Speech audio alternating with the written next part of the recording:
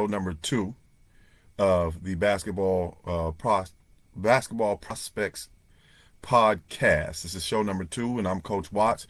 And just want today's show, we're going to talk about the process as a whole, and I really want to stress that you cannot skip steps in this process. I mean, you can skip steps in the process, but it will dramatically reduce or even like guarantee. There's no guarantees in the process of being a college basketball player, except for I can guarantee that if you skip steps in this process, you're going to waste a lot of time, a lot of money, a lot of energy, and it's going to end in heartache.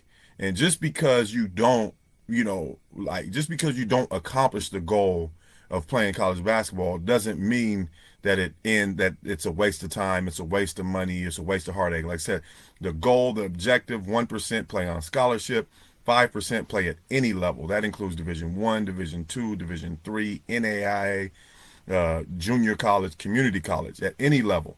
So there's more people that fail in this process, super majority, regardless of what we say.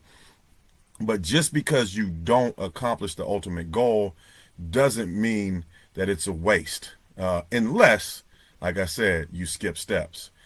If you go through this process, and I've coached thousands of kids, all right, and the majority of them have not achieved a college scholarship or did not go on to play college basketball. I will say that I would say 98% in middle school thought that college basketball was something that they wanted to do. Obviously, it can't work out for that many kids. But what's important is that you go through this process in a realistic way, that you don't skip steps so that you get the value and the understanding. So I operate under the belief that honestly going for a goal and objective, even if it doesn't work out, you cannot fail because you learn so much from that process. You learn how to apply it to other things that are right for you, that are the right thing for you. And so you build and you grow. But in order to do that, you got to honestly look at and do your best, put your best foot forward in that process. And hey, that's what I'm here to help you do. So first, let's talk about the steps and the keys in the process. There's the development, developing yourself into a college prospect. Then there's the exposure piece.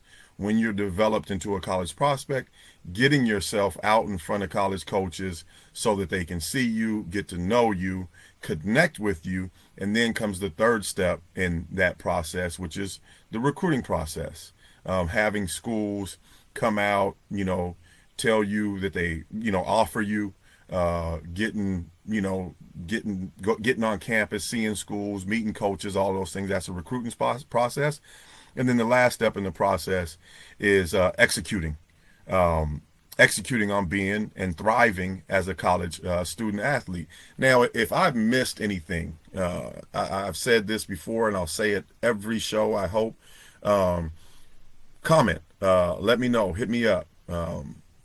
If you're interested in getting involved in the programs that we have and the things that we do, the links will always be in the show description and the show notes to get involved, getting in the gym with us, or getting involved in the podcast itself, or just dropping a line saying, hey, we really enjoy what you're doing, or hey, what you're doing is trash. Whatever it is, those links are below, and I encourage everybody to chime in and be a part of this process. If you are somebody who has experience that is different from mine or whatever it is, this is a show that is really dependent on you all doing this with me. That's what makes it work. I know what I know from my side of the game, but if I don't know your challenges, if I don't know other people's things, then what I know isn't worth anything unless I can help you, if I can apply it to your situation. So by all means, comment, like, subscribe, and let's get this thing going. So we're talking about the process. You got the development, you have the exposure piece, you have the recruiting piece, and then executing uh, as a college athlete. And what I really want to hone on is the first step. We can't skip steps. And so what does it mean to develop yourself as a college prospect? What is that? How is that, different than just going to high school and playing high school basketball, or getting on the AAU team and just playing AAU basketball with the idea that somebody's going to see you, offer you an opportunity or scholarship? Well, the development of a college basketball player for me, right, and what I've done with my kids and what my father did with me, it goes like this. Okay, first of all, and when should you start thinking about this as a parent or as a kid? I think you should think about it in middle school. All the kids want to play college basketball. Well, there's going to be a big drop off. Who are the ones that drop off? Well, for me, in middle school, what you want to do is you want to develop a solid foundation, and not a solid foundation, but an exceptional foundation of all the skills required to play basketball. You want to be able to shoot, you want to be able to run, you want to be able to dribble, you want to have an appreciation of the game as a whole, and you want to be able to go into high school, right? You want to go into high school with controlling the controllables. You want to go into high school with a varsity basketball skill set. Now, that doesn't mean you're going to play varsity basketball right away, because Mother Nature, people develop at different times or whatever. But you want to have those skills going into high school if you want to put yourself, or if you want to put your child in a position to be a college basketball player. Going into high school with a varsity basketball skill set. And I'll tell you what that does. That allows you know that you're going to be a varsity basketball player, an impact varsity basketball player by the time that you get to high school. You're getting that kind of feedback. The next step in the process is when you're in high school, now you want to start specializing and spending your time developing on a daily basis, being exceptional at something, right? What are you investing every day into being exceptional at something? And it can't just be something, it's something that's going to allow you to impact winning on the college level. And you guys are going to hear me say that a lot. That's going to be a term of this show that we will say a lot.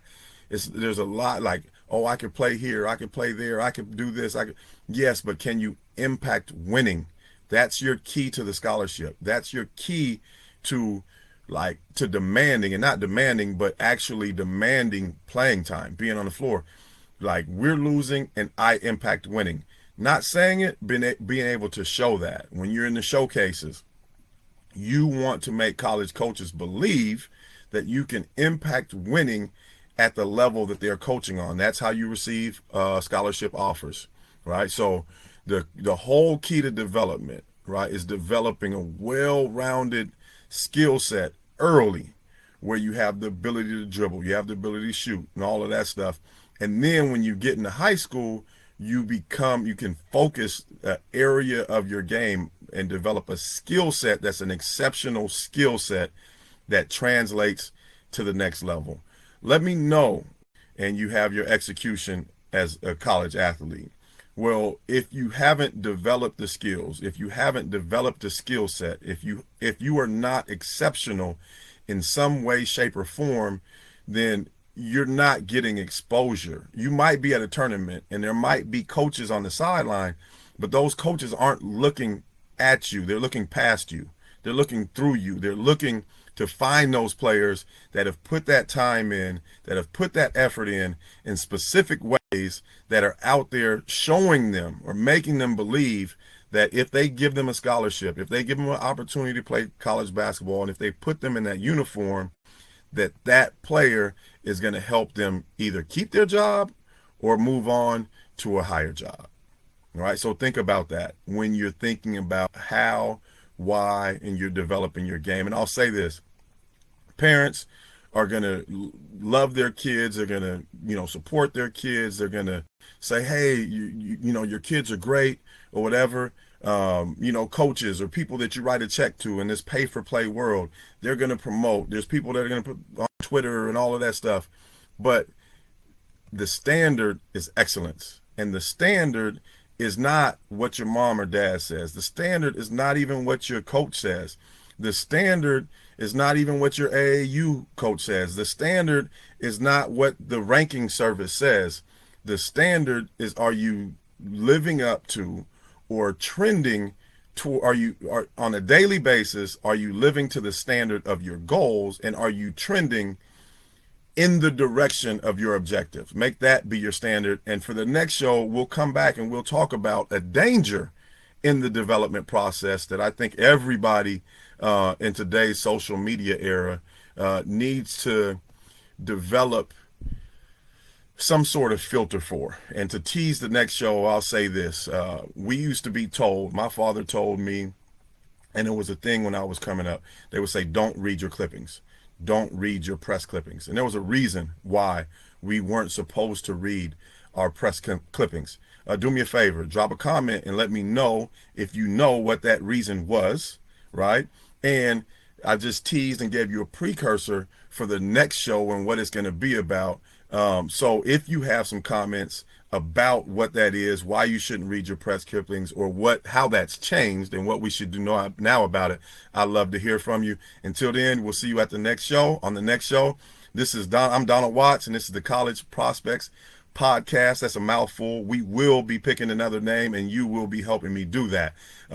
But until the next show, I'm out. Peace, love, and basketball. I'm here for you on the way to your journey. We'll see you in the gym, one way or the other. I'm out.